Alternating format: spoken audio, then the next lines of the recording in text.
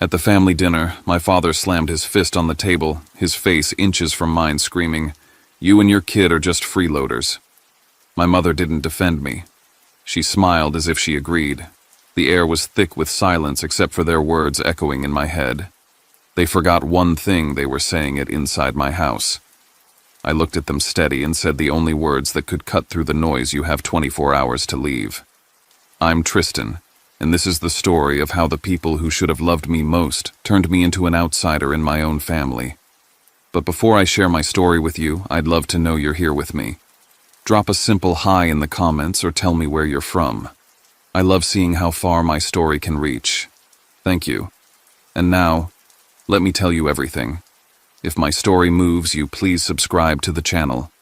Every voice, every listener makes me feel less alone in what I've been through. And maybe sharing this will help someone else find the courage to stand up for themselves too. Before the night my father called me a freeloader inside my own house, there was a quieter evening that set everything in motion. Asheville was rinsed in late light, the Blue Ridge combed into soft blue ribs beyond our windows. Theo and I had just come off the Bent Creek Trail, our shoes dusty with mica. He sprawled at the kitchen island with a magnifying glass labeling a beetle wing for his science project. I chopped mint from our little herb bed and brewed tea. This was the life I built on purpose, a modest modern cabin on the edge of town. Timber and glass and honest air. A calendar anchored by school pickup and weekend hikes, a job that lets me go home with my conscience intact. I manage product at a small environmental tech company based here in Asheville. We build software that helps towns monitor water quality and track the health of their rivers in real time.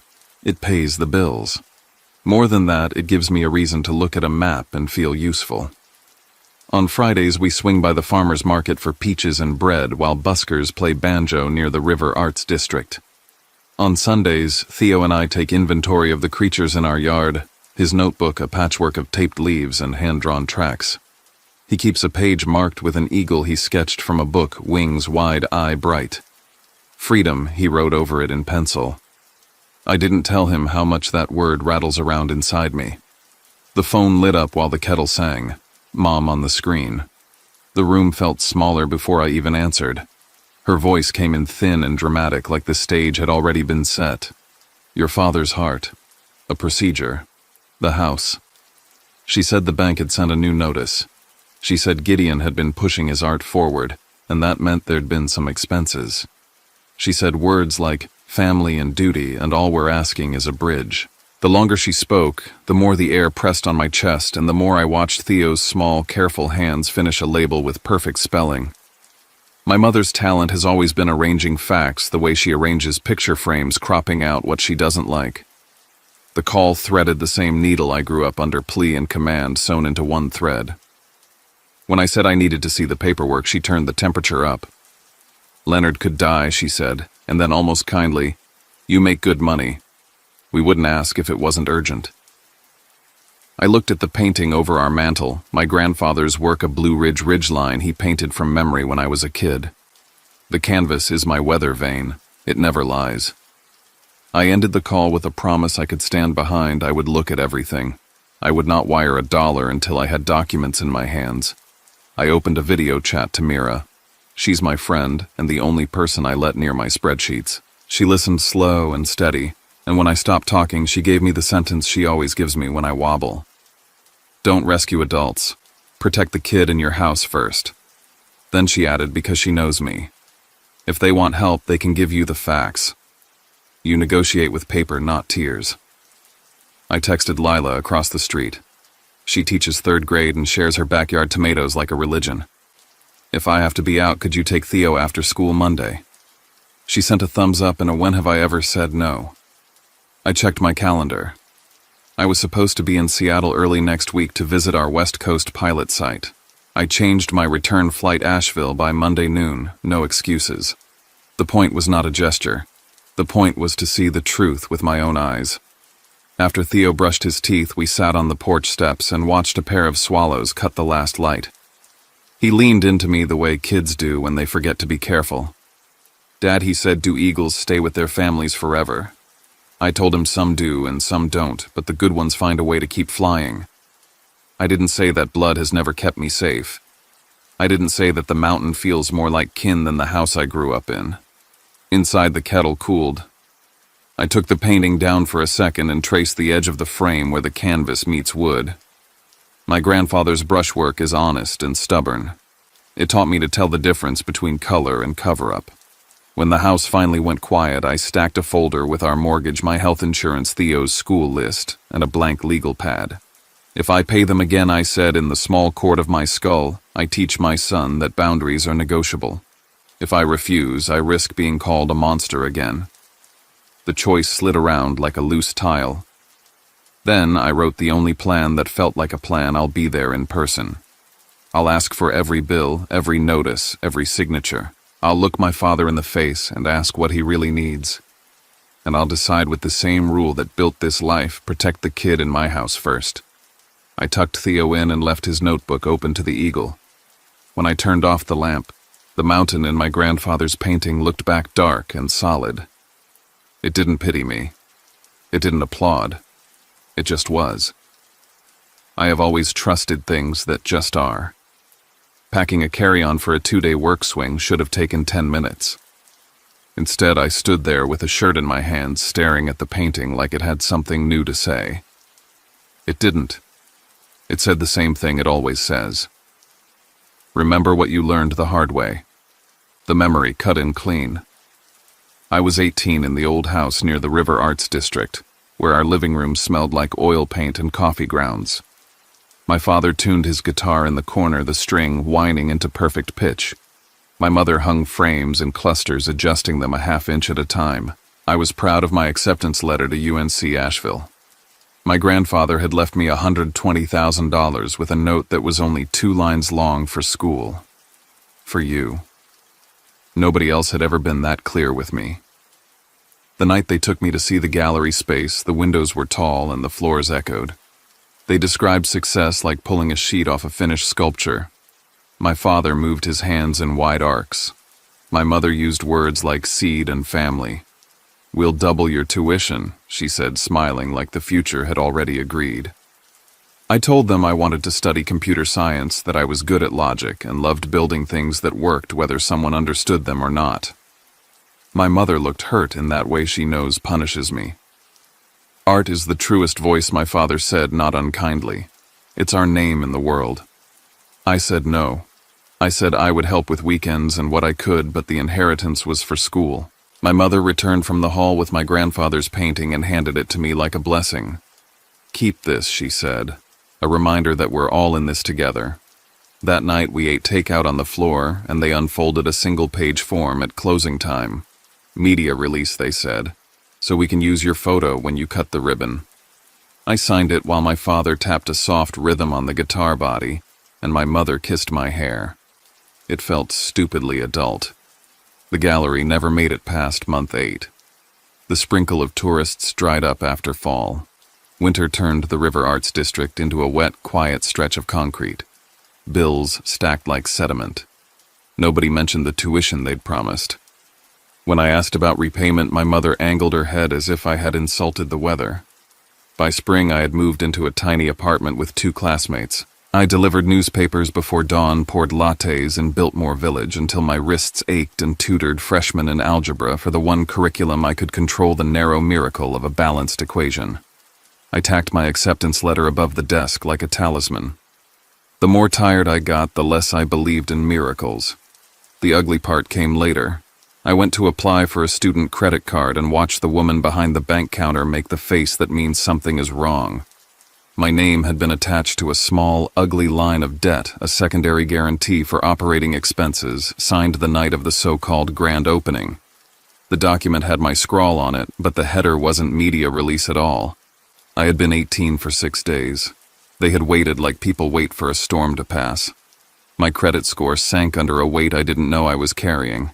It took years to dig it out with on-time rent receipts and a folder thick enough to stop a door. That was the day I started keeping everything. Receipts, emails, screenshots, PDFs. If somebody asked me for help, I wrote down the how and when and what we agreed to. I learned that paper has a way of holding people to their best selves or revealing their worst. I also learned that love, at least in my family, was often a poem written on the back of a bill.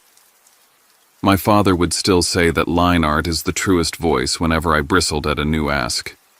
Funny thing is, he was right. Art does tell the truth. The truth was in the way their frames always held the flattering light and never the cracked corner. The truth was in how easily a signature can be misnamed when you trust the person handing you the pen. Years later, walking past a brick wall sprayed with one word freedom in cobalt letters, I understood him even better. The truest voice in that moment wasn't art. It was the way I walked past it without turning back. Now, with my mother's latest plea buzzing in my pocket, I laid the painting on the table and ran my finger along the edge where canvas meets wood, the seam where things can be hidden or held. I wrote Mira a text I'll ask for every document. No money until I see it all. She replied in seconds. Good. Paper, not tears. I printed a fresh checklist, mortgage statements, medical invoices, notices from the bank, and slid it into the folder I would carry through their door like armor. I wanted to believe my father's heart needed help and not a performance. I wanted to believe the house could be saved by a plan instead of a son. I wanted to believe that if I showed up like an adult and asked adult questions, I would be met with the same. But belief is a luxury earned one proof at a time. I zipped the carry-on and turned off the lamp. In the dark glass, the mountain in my grandfather's painting held its line. I promised the boy asleep down the hall and the boy I used to be the same thing. This time I walk in with my eyes open.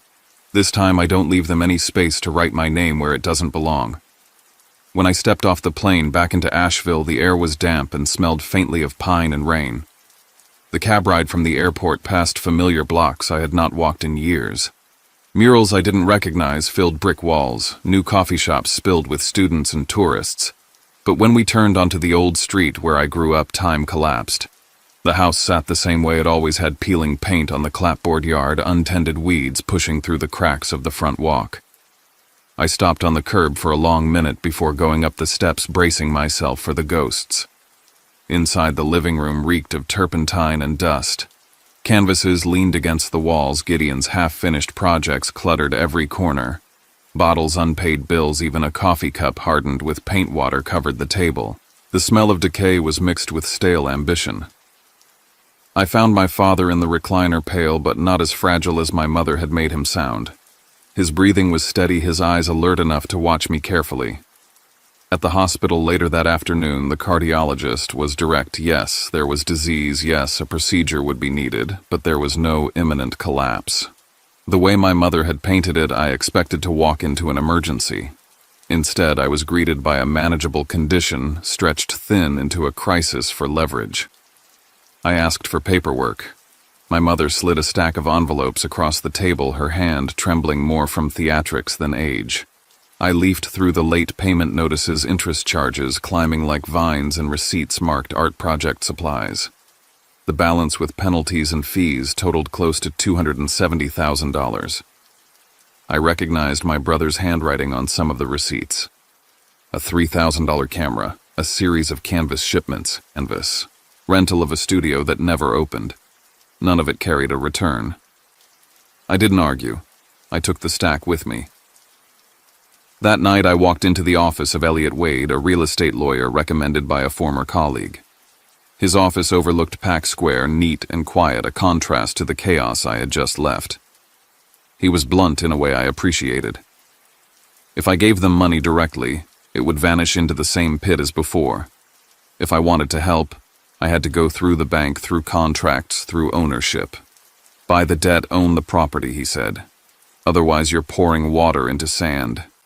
He told me if I held the deed, I could make the rules about who stayed and on what terms. The words lodged in my chest. Ownership meant control, and control meant finally stepping out of the shadow they had built for me. I called Mira later that night, pacing the rented apartment. She listened without interrupting, then repeated the rules she'd drilled into me. No cash, no handouts. Paperwork or nothing. I promised her and myself that I would not step back into the trap of emotions. If they wanted to pull me in, they'd have to do it on record. The next morning at the bank, I asked for the file. The clerk handed me a folder thick with statements, withdrawal slips, and forms. My stomach dropped when I found a document labeled Financial Support Letter. It bore my name in bold with my income listed as the stabilizing factor. Attached was a cropped screenshot from my LinkedIn profile, a years-old email, cut and pasted to look like I had pledged to back them. My supposed commitment. No wonder the bank treated me as the fallback. Someone had taken pieces of my life and stitched them into a lie convincing enough to borrow against. I pressed my thumb into the page, furious at the neat forgery. They had been betting with my name. When I left, I caught sight of a painting leaning against the staircase, one of my grandfather's. The frame was cracked, the backing paper split, something darker hidden behind it. I touched it briefly, then set it down again. I would come back for it when the dust settled. For now, I had what I needed. That evening, I typed a short message to my mother and brother. I'll deal with the bank. No cash. Everything goes through documents. My finger hovered over send before pressing it. The first real shot across the line. The first time I said no and meant it. And yet as I lay in bed, I wondered how deep the forgery went and how many other pieces of my life they had borrowed without permission. More than that, I wondered how much of this mess might splash onto Theo. I could fight for my own boundaries, but could I keep him untouched by the fallout? The question sat like a stone in my chest. They insisted on a family dinner, and I agreed because I needed them all in the same room. My grandfather's painting came with me, propped carefully in the back of the car. I set it against the dining room wall, its quiet mountain watching as we gathered. The table was laid with fried chicken, collard greens, cornbread, the comfort food of a South that had comforted me once. On the surface it looked warm, but the air was already wired tight. My father began before we finished serving. His voice was hard but steady.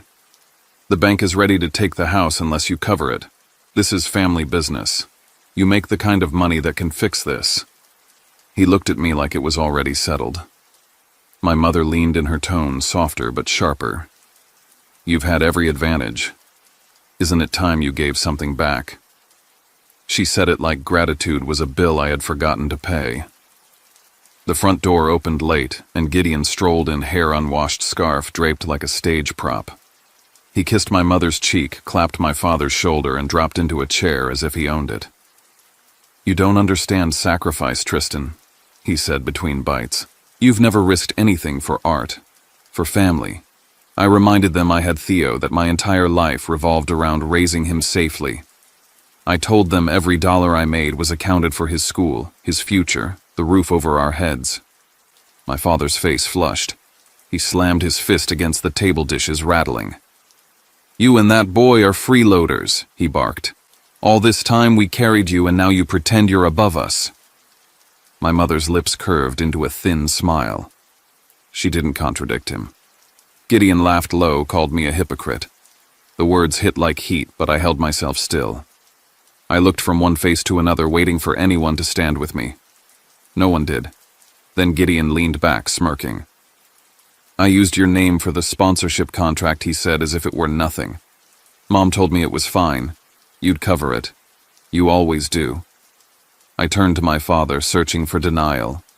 His eyes didn't waver. Family sacrifices for each other, he said flatly. Not apology, not defense, just creed. The admission landed harder than the insult. Silence pressed down, broken only by the ticking clock. Out the window, I caught a glimpse of the neighbor across the street, curtain lifted slightly. People were watching. Maybe they always had. On the table lay another envelope I hadn't opened yet, more bank reports they had placed like bait. I left it untouched. I stood the chair, scraping back. My heart was pounding, but my voice was calm, colder than I expected it could be. You have 24 hours to leave. The words filled the room, sharp as a verdict. My father froze, my mother's smile vanished. Gideon stared as though the script had been torn in front of him. I didn't raise my voice. I didn't argue. I simply gathered my coat, lifted my grandfather's painting from the wall, and walked out. The door shut behind me like a gavel. On the street, the night air burned clean in my lungs. Inside, they would be scrambling, accusing, consoling each other with the same lies. But for the first time, the line was drawn in ink, not pencil. The only question left was whether I could keep it from smudging, or whether the fight I had just started would pull Theo and me back into the ruin I swore we had left behind. The storm didn't break inside the house. It broke online. By mid-morning, my phone lit up with messages, co-workers forwarding me links, acquaintances tagging my name. Evelyn had recorded herself in a downtown cafe, her hair brushed, neat, eyes wet, voice trembling for the camera. She told the world her son had abandoned his aging parents, that I refused to pay for my father's life-saving procedure, that I was letting the family home fall to the bank. Behind her, baristas moved cups and customers scrolled their phones, but all anyone heard was her performance. Within hours, thousands had watched. The comments piled in, heartless, ungrateful, selfish. People I didn't know carried torches with her name on their lips. I shut the laptop so hard it rattled. My chest burned, not for myself, but for Theo. I pictured him stumbling on the video, classmates repeating words they didn't understand but would cut him just the same. Rage pressed up in me, but I forced it back. Mira's voice came like an anchor. "Don't fight in their theater," she said. "Pull them onto your stage paper law fact." She sat across from me in her apartment, her phone dark, her gaze steady. "If you flinch into defending yourself emotionally, they've already won." I walked with her to Elliot's office that afternoon. He spread the loan documents across his desk, each page, a battlefield. "Here's the clause," he said, tapping his finger on a line I hadn't noticed. "You can purchase the mortgage outright. If you do, you own the property. Then you, not your parents, not your brother, decide who stays."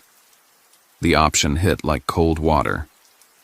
Buying it meant putting myself deeper into debt, but it also meant control, protection, and an end to the cycle. I thought of Theo asleep in his bed, his eagle sketch still taped into his notebook.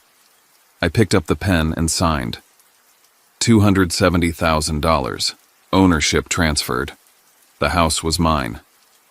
Later that night, combing through the pile of old documents I'd taken, I found something that stopped me cold. A utilities contract, electric service, signed with my name in careful script. Only it wasn't mine. The letters curved wrong, too neat, like someone copying from memory. They had been forging me for years, sliding my signature across forms to make their lives easier, their debts payable, by a name I worked to keep clean. My chest tightened as I held the paper. It wasn't a one-time slip. It was a habit, a pattern. At the bank, the manager confirmed what I already feared. The loan officer had approved their extension because of a support letter on file. "We assumed you were backing them," she said. "It had your name, your salary range, even an email. I asked to see it."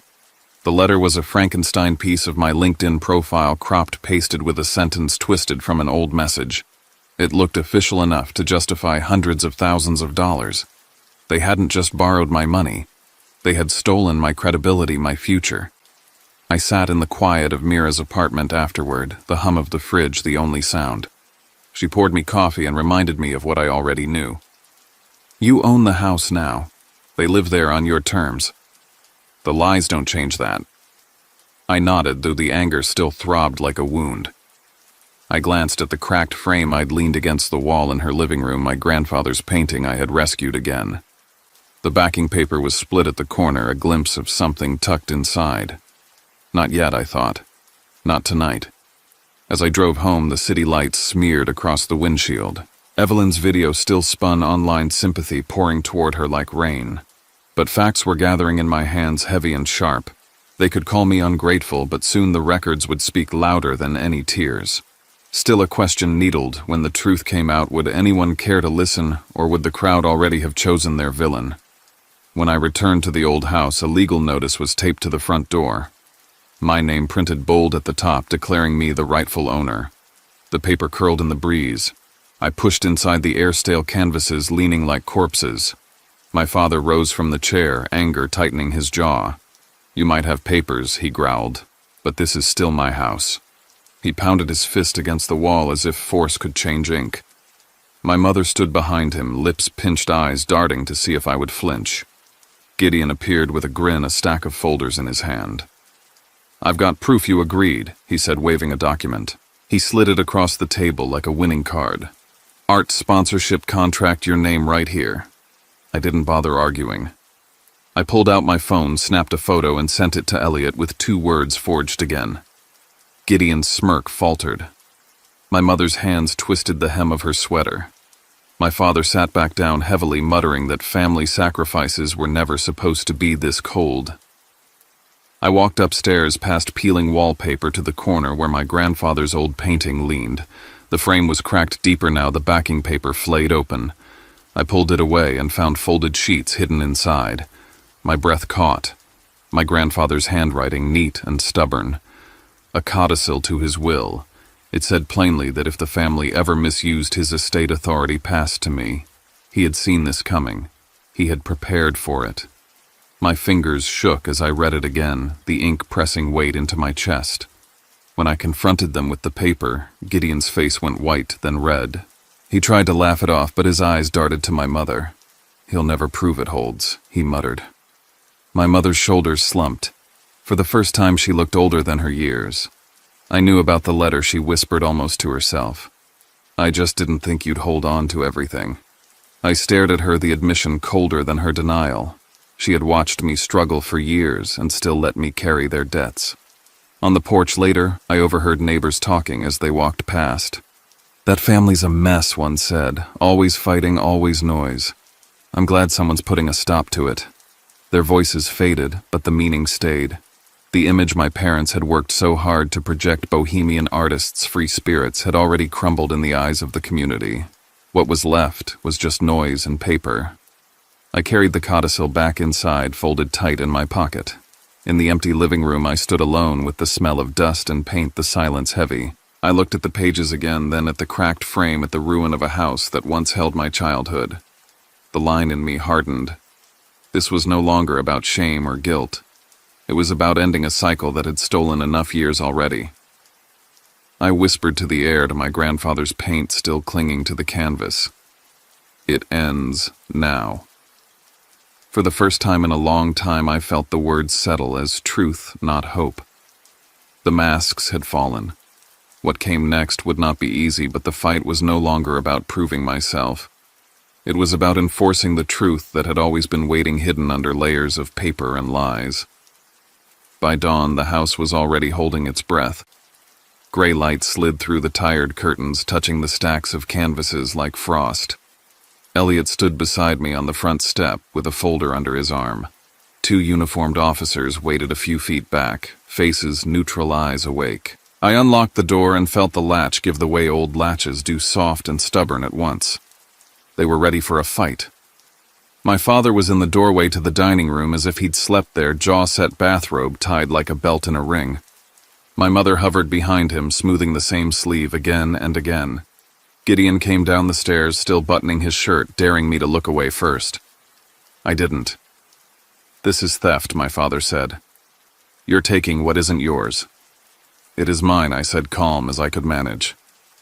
"By purchase, by record, by the terms you signed when you borrowed what you couldn't pay back." I put the folder on the table and opened it. "Today is the last day of the notice. We're doing this by the book." He laughed, short and bitter. "You can't evict your own parents." "You can when the house is at stake and the lies won't stop," I said. I slid the codicil across the wood, a clean copy, and the photographs of the original. Granddad anticipated misuse. "He gave authority to me if you abused the estate." His words, not mine. I read the line out loud, steady as if reciting case law. My mother flinched like the paper had teeth. Gideon reached for a different stack and flicked a page onto the table. "And here's your agreement to fund the work," he said. "We all made commitments." The officers watched me, hands quiet near their belts. Elliot held up his phone and said without raising his voice, "We have the originals and the metadata. The document he's showing is not what it pretends to be." Gideon grabbed at the page again, tore it in half, then in quarters, as if shredding the counterfeit now could rewrite the past. Elliot didn't blink. "I've already filed copies with the court," he said. My father pointed a shaking finger at me. "You owe us. Blood makes a debt you don't get to walk away from." I took a breath that tasted like old varnish and smoke. "What I owe is to my son," I said. What I owe is to the life I built so he doesn't grow up with paper knives in his back. I laid down the utilities contract with the careful counterfeit of my signature. Then the so-called support letter, the LinkedIn screenshot, pasted into a promise I never made. This is a pattern, I said. Not an accident. Not one bad decision. A pattern. My mother's eyes shone the way they do when a camera's red light is on. We didn't know it would go this far, she whispered. It always goes this far when nobody tells it to stop, I said.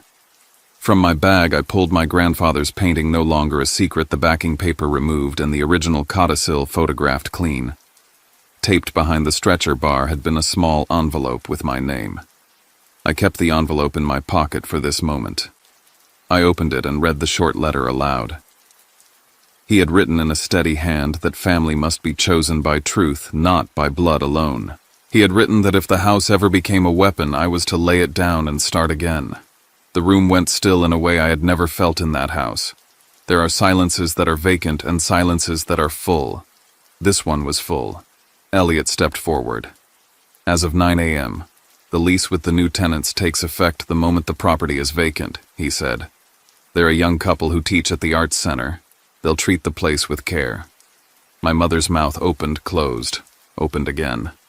My father's face broke into amazement, then fury, as if someone had rotated the sun without asking him.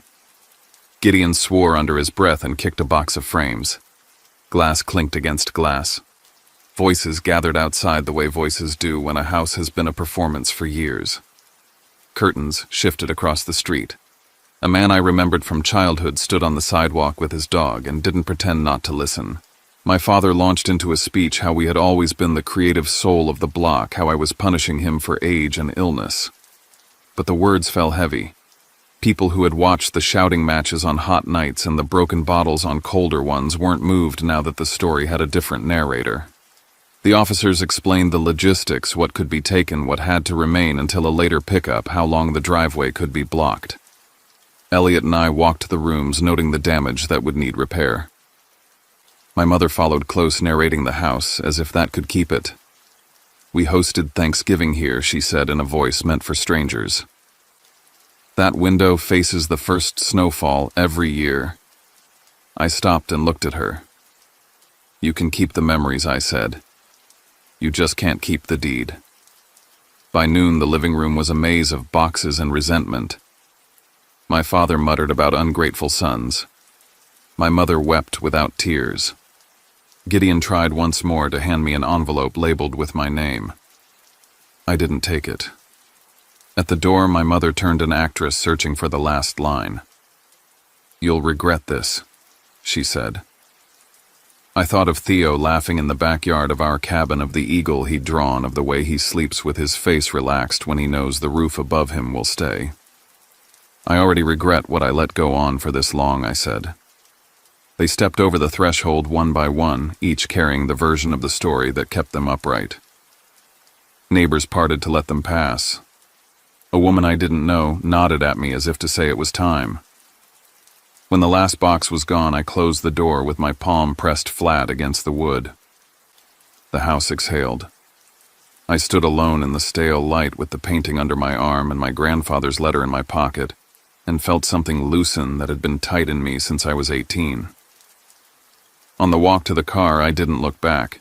The line between past and present had always been faint in this family. That morning, I carved it deep enough to see. A week later, Asheville exhaled. Theo and I carried his recycled metal eagle into the Community Arts Festival. Sun caught the cut feathers. Strangers paused. He said, "We made it," and didn't let go of my sleeve. Mira bumped my shoulder. Lila waved with a flyer for a creek walk. Their presence felt like a frame holding the picture steady. Word drifted back, my mother selling greens at the market, my father balancing books for small shops, Gideon between projects. No calls, no videos. At the cabin, we rehung my grandfather's ridgeline. I repaired the frame but left the small tear where the truth got in. Beneath it, I mounted his letter so Theo can read it when he's ready. In the yard, we pressed new roots, sage, basil, rosemary water, darkening the soil until the air smelled green. Cleaning my desk, I found his old memo naming me steward if the family faltered. Instead of anger, I felt seen. Dusk pooled, fireflies stitched the lawn. "Is this our forever house?" Theo asked. "Yes," I said. "This time it is."